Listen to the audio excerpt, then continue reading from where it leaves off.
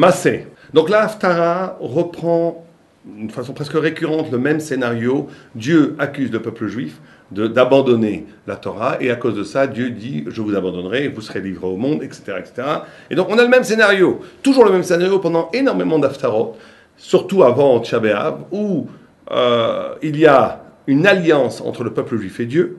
Cette alliance qui s'appelle Brit a pour étymologie Briat, qui veut dire création. Ça veut dire que l'espace vital du peuple juif, c'est la Torah.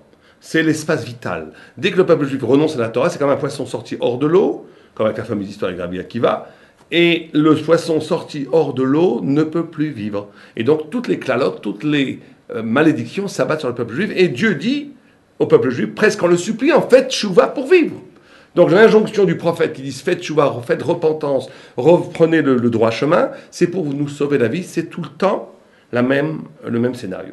Simplement ici, dans la Haftara et dans la Paracha, ce scénario, la punition, s'inscrit dans la notion d'exil, de galoute. L'exil serait en même temps la notion de punition et en même temps la notion de réparation. Et c'est ça de ce concept dont on va essayer de parler aujourd'hui. L'exil est en même temps une punition.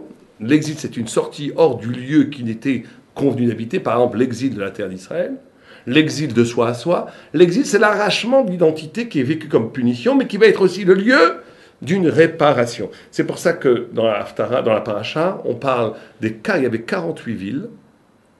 Au temps de Moshe, il y en avait 6, après il y en a eu 48, au temps du choix. Il y avait une injonction divine, une mitzvah, de créer 48 villes en Israël, à la frontière, la plupart du temps, qui étaient habitées par les Lévi'im. Et quand quelqu'un tuait quelqu'un d'autre de façon shogeg, de façon inintentionnée, sans intention de le tuer, il devait s'exiler dans ces villes jusqu'à la mort du grand prêtre. À la mort du grand prêtre, il pouvait retourner chez lui. Donc le meurtre involontaire, occasionné en réparation et en punition, la Gemara parle dans Makot, ça aussi le voit comme une punition, occasionner un exil, sortir de chez soi pour aller s'exiler dans ces villes qu'on appelait les villes refuges, les Ir Miklat. Donc, la première chose qui est très intéressante sur la notion d'exil et de péché, c'est que le Sforno nous révèle quelque chose d'incroyable, qui se doit d'être médité. C'est que le péché, la avera n'est commise que si on ne prend pas conscience du lieu. Tout à fait énigmatique. C'est parce que je ne vois pas le lieu tel qu'il est que je fais un péché.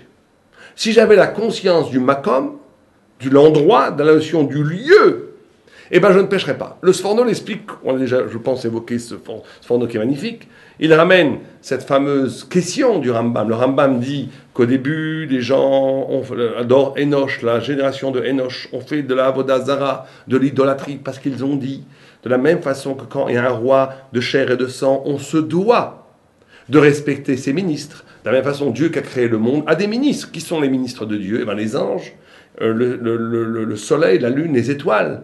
Donc on se doit de les respecter, donc on va s'incliner devant eux, et à partir de là a commencé la pratique idolâtre, où les gens s'inclinaient devant les étoiles, devant les anges, devant les astres, et ils ont oublié Dieu. Ça c'est le Rambam. Et le Sforno pose la question en disant, où était l'erreur ?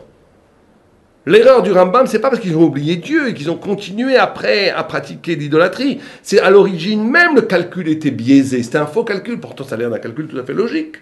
De la même façon qu'il y a un roi et qu'il faut honorer ses ministres, il y a un Dieu, il faut honorer ses ministres. Donc pourquoi est-ce que je ne pourrais pas, le matin, au lever du soleil, me prosterner devant le soleil en saluant l'extraordinaire, le prodigieux travail que ce ministre fidèle à Dieu fait, et je saluerai le soleil en essayant, en voulant, par ce geste-là, célébrer la toute-puissance de Dieu. Celui qui fait ça, aujourd'hui, Chav Mita.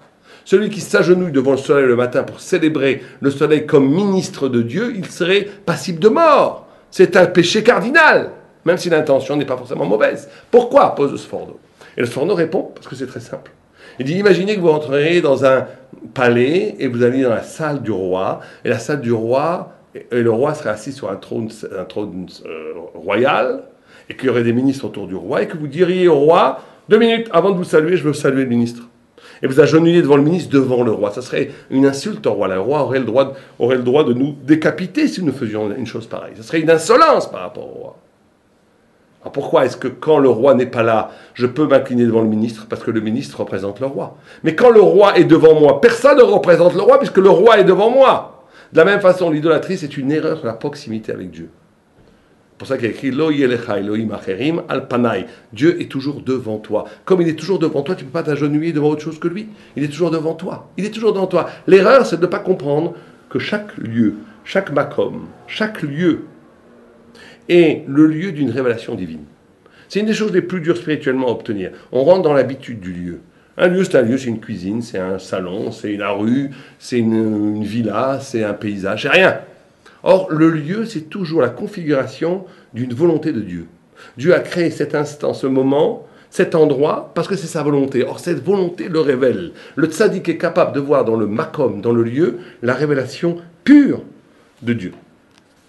Et donc, la trahison de ce... Quelqu'un aurait cet éveil, quelqu'un aurait cette conscience de la shrina, de la présence divine qui se manifeste dans chaque lieu, eh bien, il ne faudrait pas faire de péché. Le péché, c'est l'oubli du lieu. C'est à un moment donné, j'oublie la présence de Dieu, j'oublie la proximité de Dieu, j'oublie le regard de Dieu, et je trahis ce regard, je nie ce regard et je commets la faute. C'est pour ça qu'un des tikkuns du péché, c'est la galoute, c'est l'exil. Parce que l'exil va m'arracher à la cécité, à l'aveuglement de la spiritualité du lieu. Je vais m'arracher au lieu pour redécouvrir le lieu, pour réhabiter le lieu, pour redécouvrir la divinité qu'il y a dans chaque endroit. Et c'est bien sûr ce rapport à la faute et ce rapport au lieu, c'est un rapport à l'autre. Chaque personne n'habite pas simplement un lieu. Chaque personne génère un espace. Et ça, c'est une notion kabbalistique très importante. Vous savez que la Kabbalah nous dit une chose très importante, et d'ailleurs la Halacha aussi, dans le Shulchan Aruch, c'est écrit la chose suivante, que chacun a un lieu. Par exemple, dans la synagogue, chacun doit trouver un endroit où il prie. Au Beth Midrash, chacun doit trouver un endroit où il étudie. Et la Kabbalah va très loin. Parce que la Kabbalah dit que dans un endroit, dans un espace, chaque personne a un lieu qui a été créé pour lui. Et que dans ce lieu, si je m'approprie ce lieu, je suis invulnérable. Invulnérable. Donc quelqu'un qui serait dans un endroit, dans un lieu, pouvoir identifier exactement son lieu qui correspond à son âme, à sa neshama, dans ce lieu-là, cette filote montrait tout de suite. Dans ce lieu-là, personne ne pourrait l'approcher. Dans ce lieu-là, même les anges ne pourraient pas le combattre. Dans ce lieu-là, il est invulnérable. Il est dans son lieu, donc il est absolument dans son lieu. Le problème, c'est que la plupart des gens ne connaissent pas leur lieu parce qu'ils ne se connaissent pas eux-mêmes. Et comme ils ne se connaissent pas eux-mêmes, ils ne connaissent pas la façon de se tenir dans l'espace, d'habiter le monde comme grâce, comme bonté, comme chesed que Dieu nous a fait. Et ce décalage, c'est le premier exil. Le premier exil, c'est la non-intelligence de savoir sa place. Vous savez que j'avais un rav qui disait, la plus grande bêtise, c'est de ne pas connaître sa place. Ne pas connaître sa place, ça va très loin. C'est parler devant des gens plus forts que nous. C'est dire son opinion avec des gens qui sont des experts devant nous. Une fois, j'étais assis dans un shiur, dans un cours de Torah, et je ne vous dirai pas le nom, il y a un ministre, un grand ministre pourtant, qui a failli être premier ministre en Israël, qui était Ramatkal, qui était lui-même commandant en chef de toutes les armées d'Israël, donc quelqu'un normalement très intelligent et très respectable, et qui s'est assis à côté avec nous pour étudier, sympathiquement d'ailleurs, et tout d'un coup, au milieu de l'étude, alors qu'il n'y connaissait rien, il dit, écoutez messieurs, je vais vous expliquer ce que le texte dit. J'ai eu un choc. J'ai dit, mais comment cet homme a pu avoir des responsabilités aussi grandes alors qu'il ne connaît pas sa place? Il ne sait pas. C'est comme si moi j'arrivais dans un colloque de mathématiciens et je disais au milieu, écoutez, je vais vous expliquer ce que ça voulait dire, ce qu'a voulu dire Einstein dans la grande théorie de la relativité, le colloque de physique. Ça serait ridicule. Ne pas connaître sa place, c'est justement ne pas exister. C'est vivre dans les illusions, c'est ne pas connaître sa place. Or, connaître sa place, c'est l'aleph bet, c'est le début, c'est le A, l'alpha bêta du commencement d'existence. Or, comme chaque personne génère un lieu, a le secret de son lieu, quand on tue quelqu'un, on n'a plus droit au lieu. Ce que dit le Maharal de Prague. Quand on tue quelqu'un, on a tué, quand il y a écrit dans la Gemara, Kol hamatzil nefesh matzil olam malé. Tout celui qui sauve un homme, c'est comme si il avait sauvé le monde. Chaque homme justifie la création du monde. Chaque homme, le monde a été créé pour lui. Ça se réalise dans le concret que chaque homme a une partie de l'espace qui a été exclusivement créée pour lui. Il y a de la place pour tout le monde. On ne vole jamais la place de quelqu'un, et quelqu'un ne vous prendra jamais votre place. Il y a de la place pour tout le monde. Or, quand quelqu'un est tué, Dieu le préserve, lo alenu, quand quelqu'un tue quelqu'un d'autre involontairement, alors il lui a pris, quand il le tue volontairement, il doit mourir, parce que comme il a tué le monde, il doit lui-même disparaître. Quand c'est involontaire, eh ben, il y a quand même un petit coup, une réparation à avoir, parce qu'il a détruit le monde, il a détruit l'endroit, il a détruit le lieu. Cet homme-là qui est mort générait habiter un lieu, habiter un espace qui a été créé que pour lui. Or, il a détruit cet espace. Comme il a détruit le monde, dit le Maharal, il doit s'exiler. Il n'a plus le droit à la place. Il n'a plus le droit au lieu. Et cette notion d'exil est la réparation, parce qu'en s'arrachant au lieu, on va être obligé de se reconsidérer, de rechérir la notion de pouvoir se déplacer librement, de redonner de l'importance à notre lieu natal, à notre lieu qui nous correspond, ou natal ou pas natal d'ailleurs, le lieu qui correspond à mon génie spirituel que j'ai besoin pour respirer spirituellement. On va réapprendre à captiver le lieu. Et une fois que Cohen, le grand prêtre, mourait, le tueur involontaire retournait chez lui et redécouvrait la notion d'habiter son espace de façon essentielle. Mais vous savez que la notion d'exil est une notion fondamentale au point on considère que la création elle-même est un exil.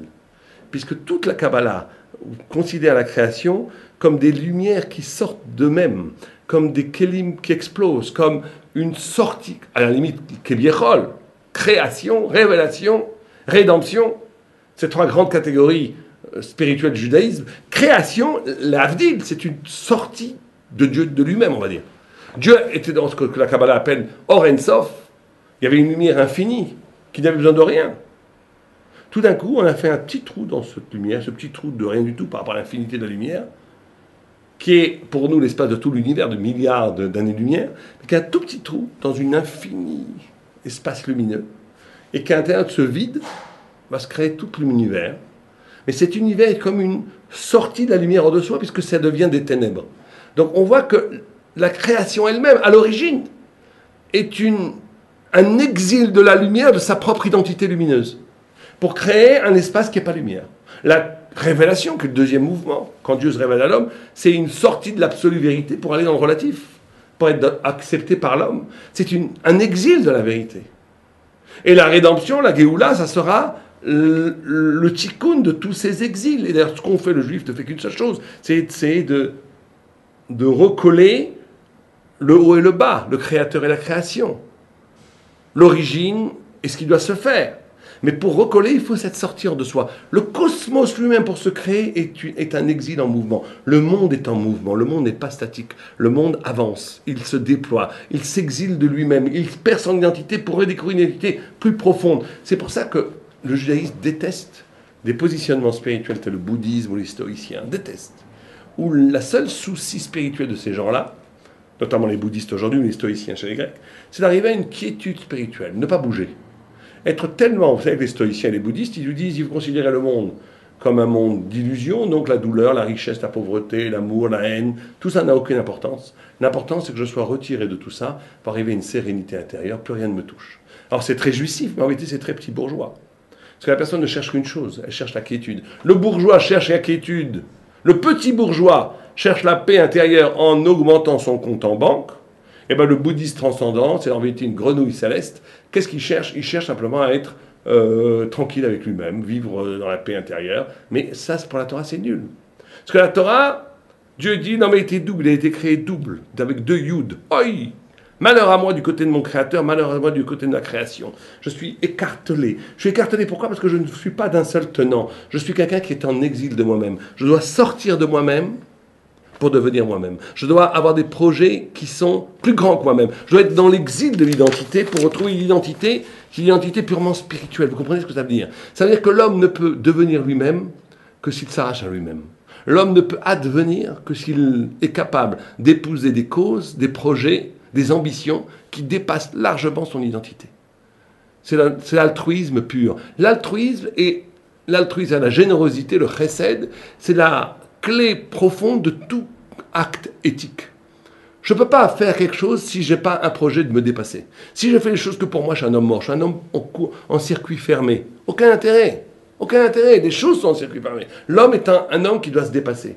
C'est le mouvement, c'est cet exil hors de son identité première qui va ouvrir à une identité bien plus supérieure, qui va renverser l'identité primitive pour avoir une identité lumineuse, divine, absolue, et ça ne finit jamais. Jusqu'à que le Mashiach vienne, jusqu'à la mort, un homme se doit de mettre en danger ce qu'il a acquis pour acquérir des dimensions spirituelles supérieures et être toujours dans cette quête de l'absolu qui ne s'arrête jamais.